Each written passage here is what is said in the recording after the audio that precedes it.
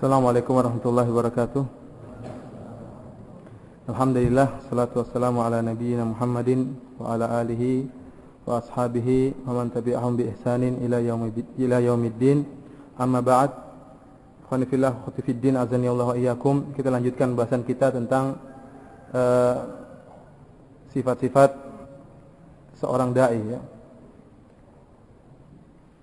Kemudian sifat berikutnya ya, yaitu hendaknya orang yang berdakwah itu saling bekerja sama. Mau bekerja sama dengan yang lain dalam berdakwah dan tidak selalu ingin menang sendiri ya.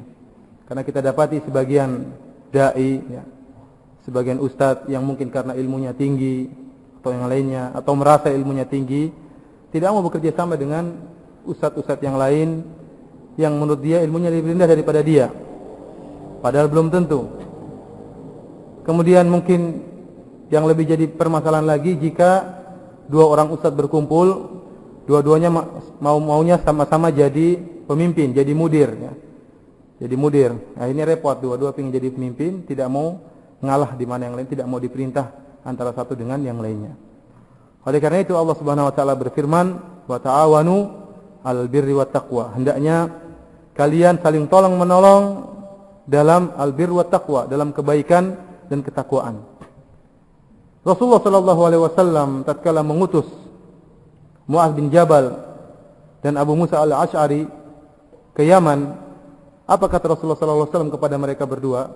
Sebagian diriwayatkan oleh Imam Bukhari dan Imam Muslim. Kata Rasulullah sallallahu alaihi wasallam,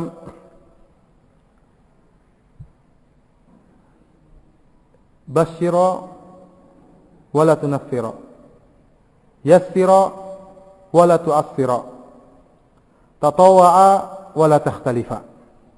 Kata Rasulullah SAW, hendaknya kalian tatkala berdakwah memberi kabar gembira kepada masyarakat yang kalian dakwahi.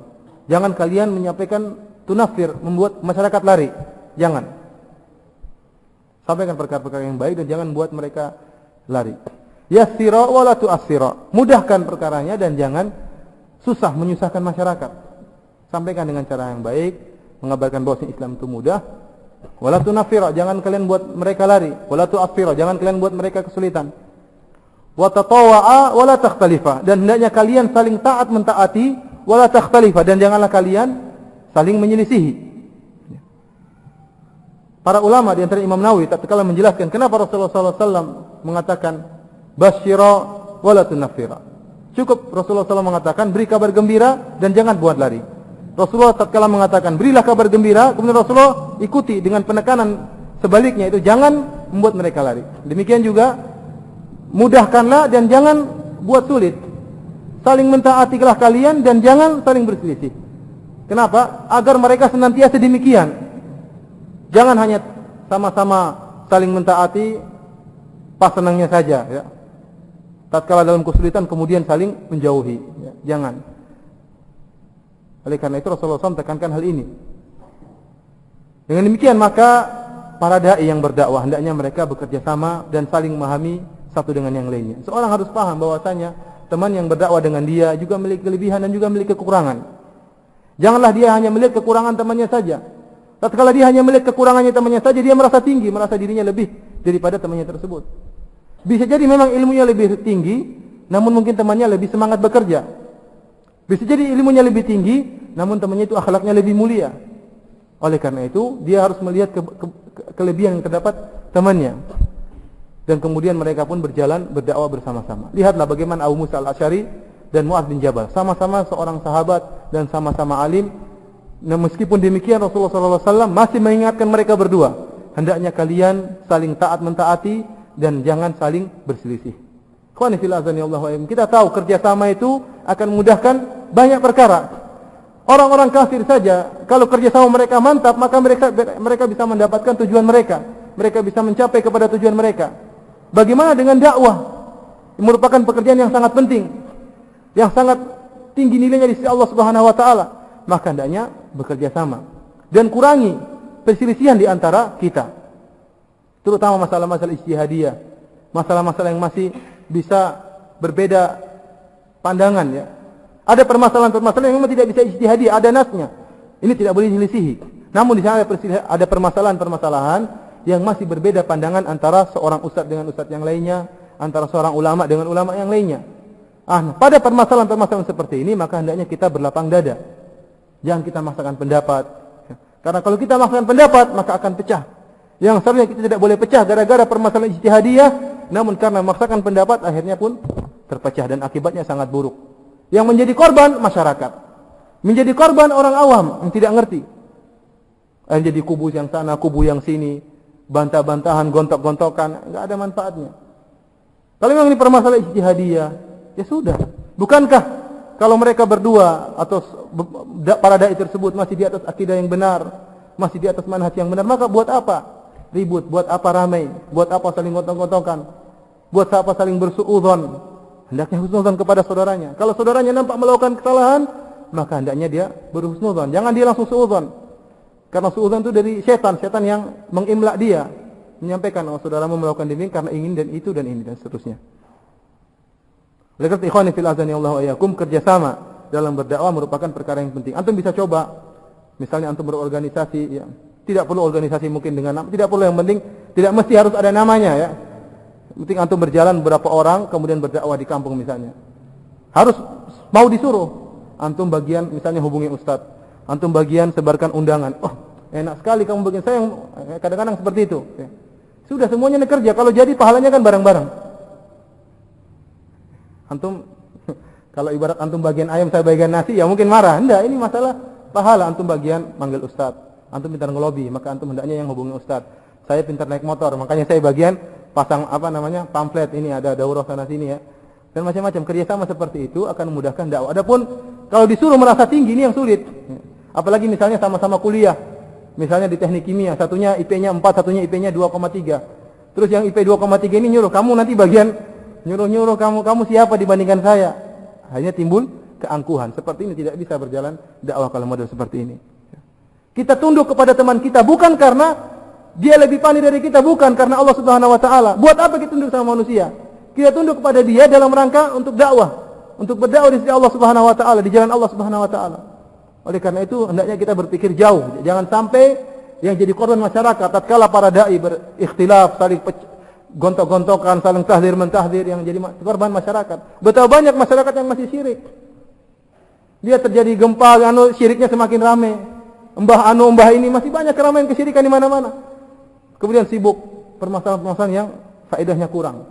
Buat apa? Kemudian ikhwani fillah Allah wa iyyakum,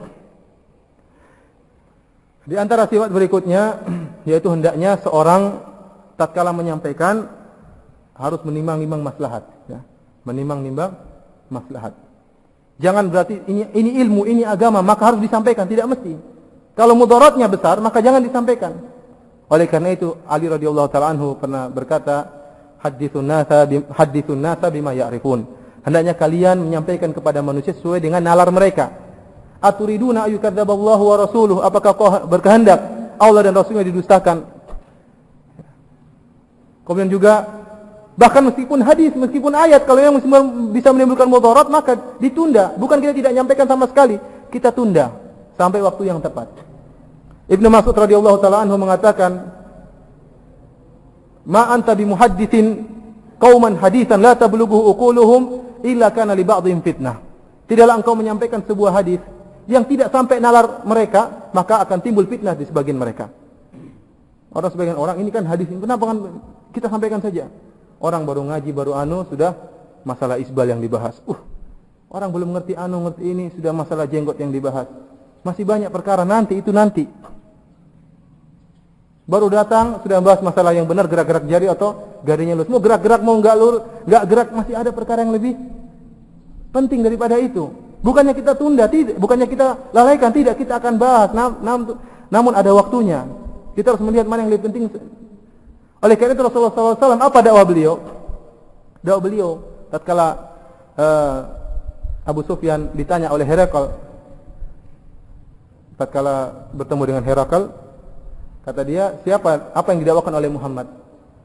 Kata Abu Sufyan, Muhammad itu berdakwah kepada kami untuk apa? U'budullaha wa la tusyriku bihi syai'a.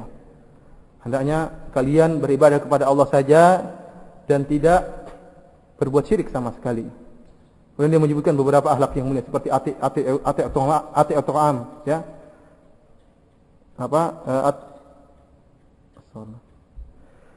Itu hendaknya kalian beri makanan kepada orang-orang miskin, ya. Kemudian hendaknya kalian salat malam. Itu yang dakwah yang pertama kali didengar oleh Abu Sufyan dan itu yang dikenal dari Rasulullah sallallahu alaihi wasallam. Sebagaimana tadi telah kita jelaskan, Rasulullah SAW adalah orang yang dikenal dengan suka silaturahmi, kemudian berakhlak mulia yang tadi telah kita sebutkan. Dan Rasulullah SAW dakwahnya dikenal dengan dakwah tauhid dan melarang kesyirikan. Itu dakwah Rasulullah SAW dikenal oleh masyarakat. Maka hendaknya kita pun demikian, jangan sampai ciri khas dakwah kita adalah itu dakwah yang masalah jari goyang-goyang atau tidak. Jangan sampai seperti itu. Kita akan bicarakan masalah itu, tapi jangan sampai masyarakat kenal dakwah kita gara-gara goyang-goyang atau tidak, atau tangannya turun atau naik. Jangan seperti itu. Kita akan bahas, tapi bukan itu yang menjadi porsi utama. Masih banyak kesyirikan yang harus kita bahas. Masih banyak bid'ah yang harus kita bahas. Itu yang menjadi porsi utama. Sehingga masyarakat mengenal kita dengan dakwah tauhid, memberantas kesyirikan dan berakhlak mulia.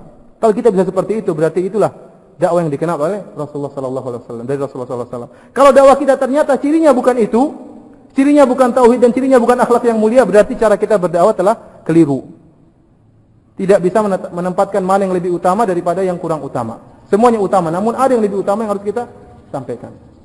Oleh karena ikhwan fillah azanillahu wa iyyakum, ingat tidak semua yang kita ketahui harus kita sampaikan.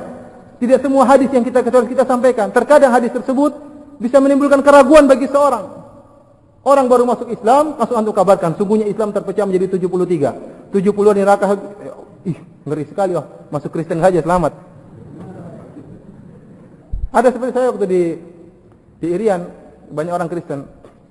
Memang orang ini suka menghina, artinya orang Kristen lihat 70 dosa besar, wah dosa besarnya 70, apalagi dosa kecilnya. Kalau orang Kristen nggak ada dosa besar, dosa kecil, semuanya boleh. Akhirnya udah seperti itu. Oleh karena itu kita harus melihat bagaimana kondisi umat yang akan kita dakwahi. Jangan yang penting ini hadis, yang penting ini sunnah, yang penting enggak. Kita tunda ya seperti itu. Khana fillah azanillahu wa iyyakum. Mungkin saja ini masih banyak sifat-sifat dai, namun ana belum murajaah ya karena waktunya enggak cukup. Ini saja yang bisa ana sampaikan bagi antum sekalian.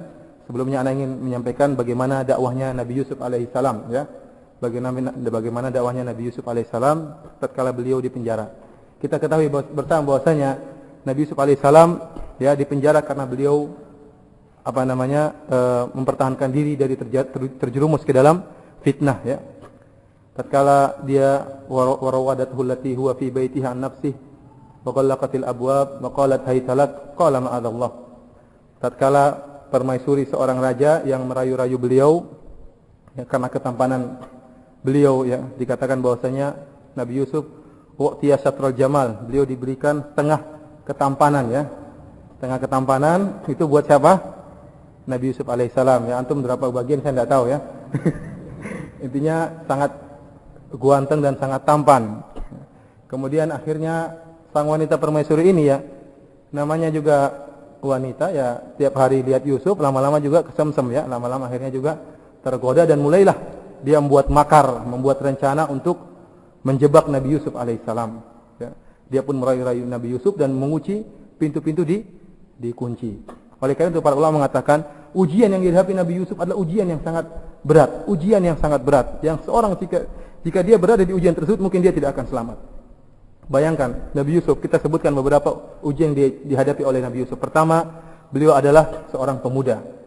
Namanya pemuda, tentunya syahwatnya lebih besar daripada yang tidak muda ya. Walaupun mesti ada tua-tua keladi ya. Oleh karena itu Rasulullah SAW mengatakan tiga golongan yang azabnya pedih, di antaranya usaimitun zanin, orang yang sudah tua namun masih berzina. Ini tidak sama dengan yang muda berzina. Kalau muda berzina ya dosa besar juga, cuma lebih parah lagi kalau sudah tua namun masih nekat ngeyel berzina.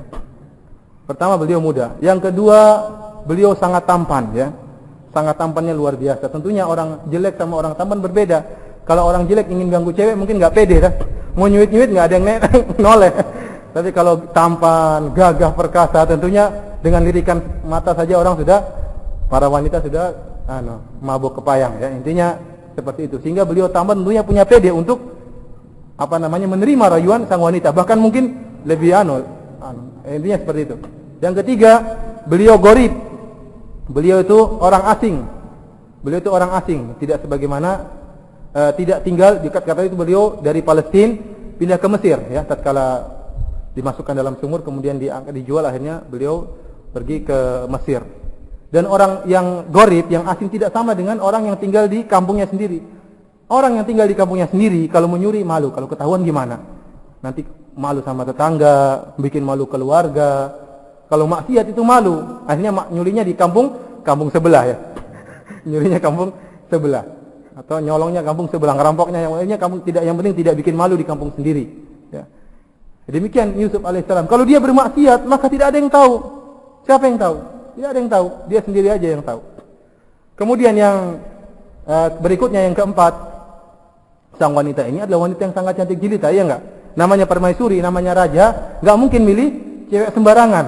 Dia akan milih wanita tercantik di negaranya ya, bukan hanya se-Jogja saja. Se-Indonesia akan dipilih mana yang paling cantik, itulah yang dijadikan permaisuri ya. Nah, demikian wanita ini sangat cantik jelita. Kemudian cobaan berikutnya, dia mengatakan, hai talak, dalam riwayat lain, hi tulak, aku telah mempersiapkan diriku untuk engkau.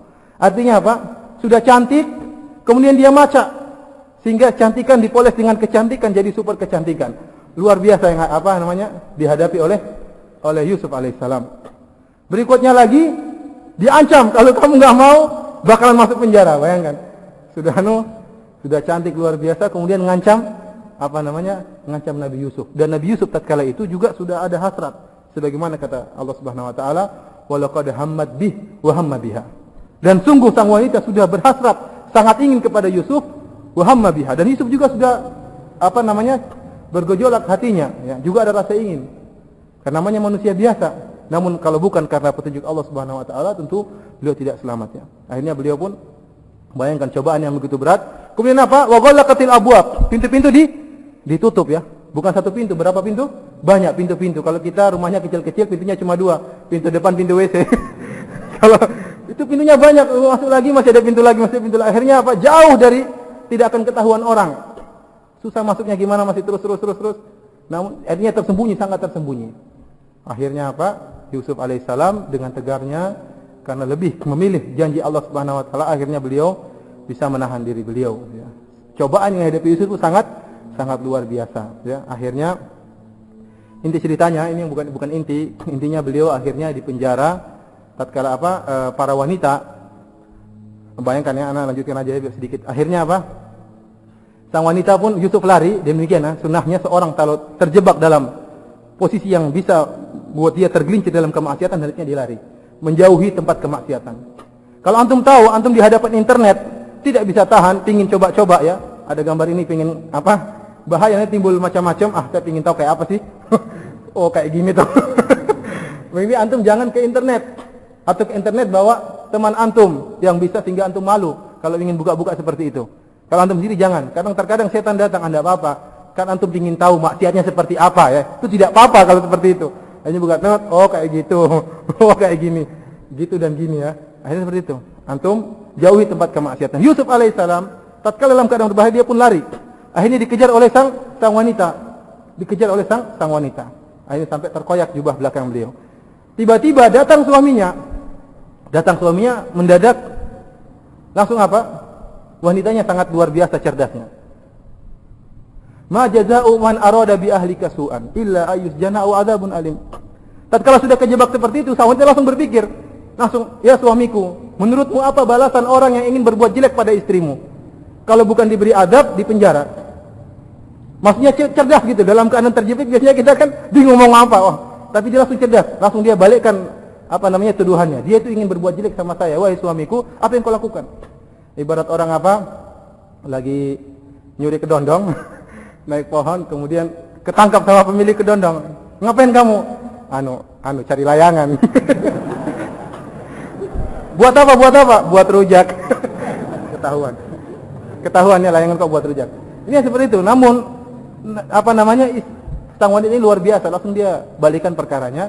Namun alhamdulillah akhirnya ketahuan, ternyata bagian belakang baju Yusuf yang terkoyak. Kemudian akhirnya wanita di negeri tersebut pun menjelek-jelekan sang wanita.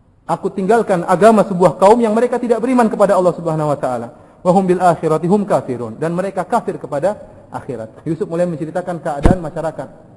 Adapun saya, alhamdulillah, saya beriman kepada Allah Subhanahu wa taala sehingga Allah mengajariku ilmu ini, dan saya meninggalkan adat masyarakat yang mereka itu kufur, kafir kepada Allah Subhanahu wa taala. Wattaba'tu millata abai Ibrahim wa Ishaq wa Yaqub, dan saya mengikuti agama kakek moyang saya, nenek moyang saya, seperti Ibrahim, Nabi Ishak, dan Nabi Yakub. Dan tatkala itu ketiga orang ini, Ibrahim, Ishak, dan Yakub, itu terkenal di penduduk negeri Mesir.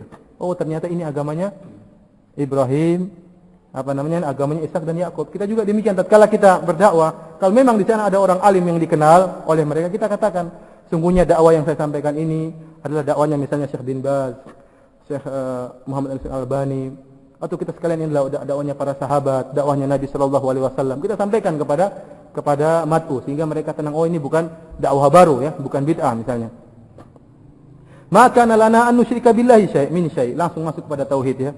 Maka lana, tadi mukaddimah, pembukaan, kemudian jadi dakwah demikian, jangan langsung plus ini syirik, ini bid'ah, enggak, pakai mukaddimah. Gimana ya? Sehingga kata sebagian orang, kalau kalian berdakwah, tahu apa kesukaan orang yang sedang antum hadapi. Misalnya dia tuh misalnya pandai silat. Antum tanya, "Pak, belajar silat sudah berapa tahun? Jurusnya apa saja, Pak?" Dia mulai cerita. Senang. "Oh, saya bisa bisa mukul kera, bisa mukul monyet, bisa mukul kambing." Mungkin dia semangat untuk bercerita. Antum, "Oh, begitu, Pak ya. Kambingnya kalau sekali pukul gimana, Pak?" Langsung KO. Langsung masuk. "Oh, gitu, Pak." Setelah mukaddimah gitu baru antum masuk. Ini tidak mengapa, dan ini untuk apa? Menarik hati, ya, seperti itu. Kemudian Nabi Yusuf pun masuk dalam tauhid. Kami tidak berbuat syirik sama sekali, kata Nabi Yusuf alaihissalam. Dzalika min fadlillahi alaina. Sungguhnya kami tidak bertauhid dan meninggalkan kesyirikan, ini merupakan karunia Allah bagi kami.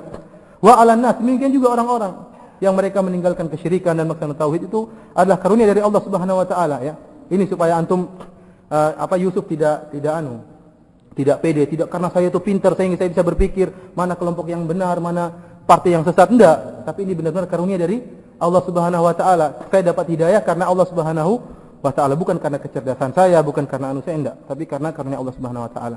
Walakinna aktsaran nasi la yashkurun. Akan tetapi kebanyakan manusia tidak bersyukur kepada Allah Subhanahu wa taala. Yang nikmat yang telah Allah berikan kepada mereka lupakan. Tidak buat untuk beribadah kepada Allah Subhanahu wa taala. Kemudian kata beliau lagi, "Ya sahibai sijini, a'arbabun mutafarriquna khairun amillahul wahidul qahhar." Wahai dua sahabatku, bayangkan kalimat yang indah. Wahai sahabatku, wahai saudaraku ya. Kalimat-kalimat kotor tidak baik. Lihat kalimatnya indah. Wahai ya kedua sahabatku yang kita sama-sama di penjara gitu kan, artinya orang itu kita sama-sama susah, kita sama-sama di penjara. Coba renungkanlah. A'arbabun mutafarriqun. Apakah Tuhan-Tuhan yang banyak, ada yang dari pohon, ada yang dari batu, ada yang dari macam-macam, ada jin, ada wali, khairun, lebih baik, amillahul wahidul qahhar, ataukah Allah saja yang satu, yang maha satu dan maha menguasa? Karena mereka tahu siapa Allah Subhanahu wa taala. Itu bahasanya tersendiri, bahwasanya orang-orang musyrik itu mengetahui siapa Allah Subhanahu wa taala, mengetahui bahwasanya Allah Subhanahu wa taala yang menciptakan alam semesta. Oleh karena itu kita tahu bahwasanya Nabi Muhammad sallallahu alaihi wasallam bapaknya namanya siapa? Siapa namanya? Itu Rasulullah sudah lahir atau belum? Belum. Sejak Rasulullah sebelum lahir pun namanya sudah Abdullah ya, karena mereka tahu mereka adalah hamba Allah. Bahasanya tersendiri ya, masalah tauhid rububiyah. Intinya dia ingatkan, Nabi Yusuf ingatkan kepada mereka bahwasanya apakah Tuhan-Tuhan yang banyak itu lebih baik daripada Allah yang maha satu dan maha menguasai? Ma ta'buduna min dunihi illa asma'an sammaitumuha. Tidaklah apa yang kalian sembah itu hanyalah sekedar nama-nama yang kalian nama-namai. Hakikatnya bukan sesuatu. Antum wa aba'ukum ma anzalallahu biha min sultan. Yang beri nama ini katanya Tuhan ini katanya dewa ini katanya wali ini. Yang beri nama itu hanyalah antum dan nenek moyang kalian. Ma anzalallahu biha min sultan. Tidak ada dalilnya dari Allah Subhanahu wa taala. Semua akidah selain akidah Islam tidak ada dalilnya dari Allah Subhanahu wa taala. Akidah kepada batu, akidah kepada wali, akidah kepada jin, kepada bur, tidak ada dalilnya dari Allah Subhanahu wa taala. Hanya sekedar nama. Oleh karena dikisahkan bahwasanya orang-orang Arab tatkala mereka keluar, orang-orang musyrik dahulu tatkala mereka keluar safar, mereka bawa batu, Tuhan mereka dibawa ya. Tuhan mereka dibawa. Akhirnya pas di tengah jalan Tuhannya hilang ya. Batunya jatuh.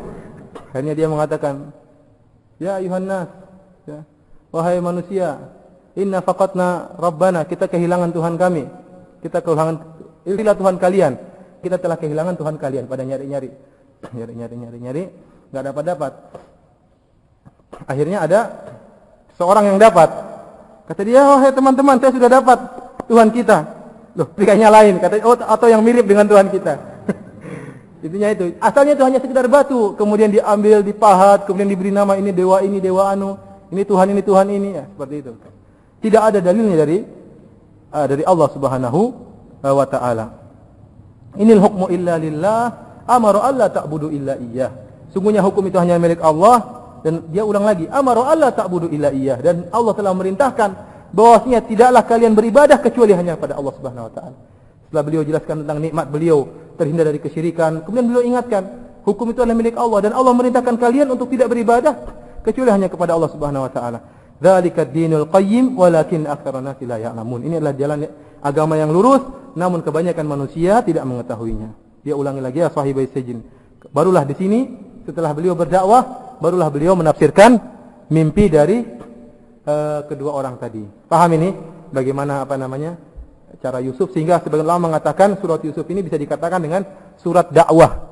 Surah dakwah karena isinya tentang masalah dakwah dan bagaimana cara berdakwah ya. Adapun tafsiran mimpinya itu pembahasan yang lain. Insyaallah sampai di sini saja bisa sampai di saja yang bisa kita sampaikan. Kurang lebihnya ana mohon maaf ya. Yang benar dari Allah Subhanahu wa taala, yang salah pribadi saya sendiri ya. Dan dari syaitan, semoga Allah maafkan kita semua ya. Kalau ada yang bertanya, kalau tidak ada ya alhamdulillah.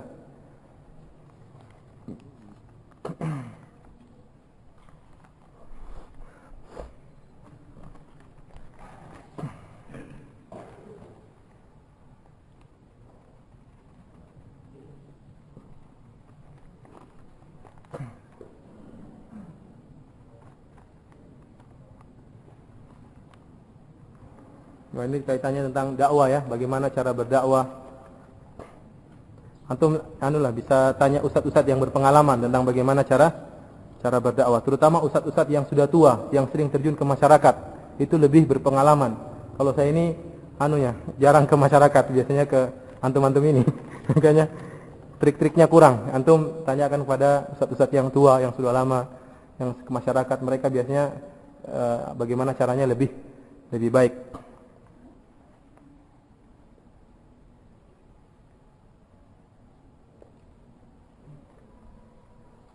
Pertanyaan banyak sekali ya.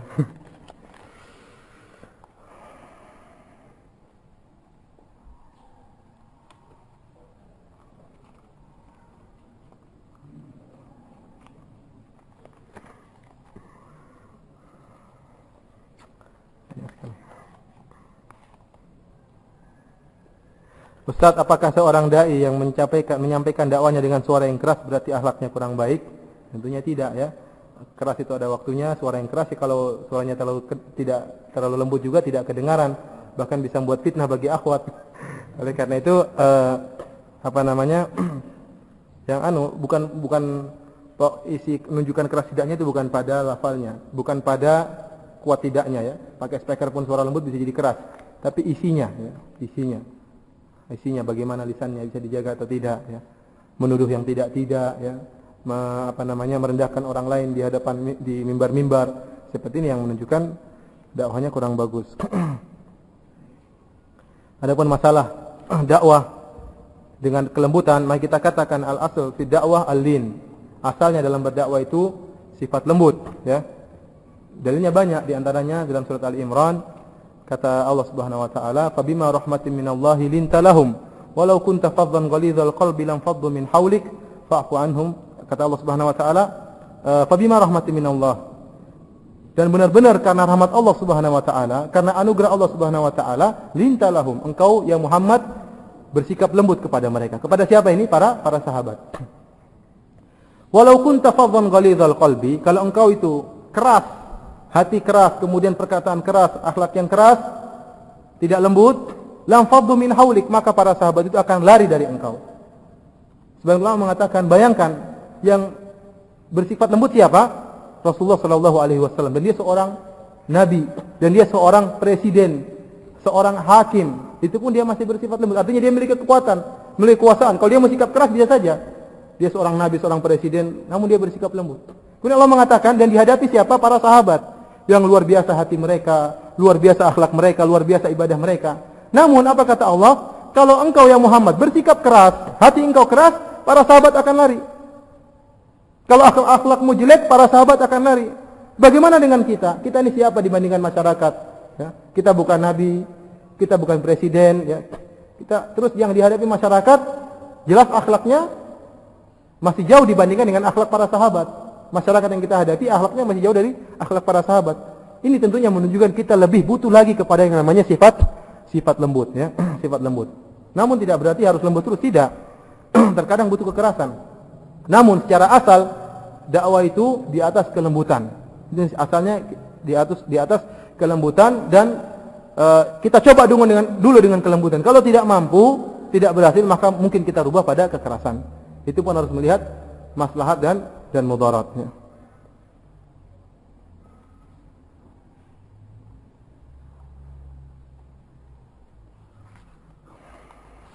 Ini sampai sini aja ya. Sampai di sini saja.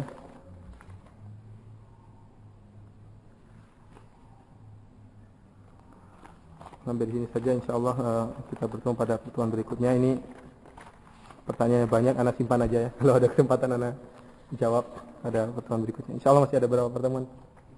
Masih ada 3 kali lagi ya. Kita akan bertemu lagi, sampai di sini saja. Mohon maaf, kita ungkap dalam majelis. Subhanallah wa bihamdik, asyhadu an la ilaha illa anta astaghfiruka wa atubu ilaik. Assalamualaikum warahmatullahi wabarakatuh.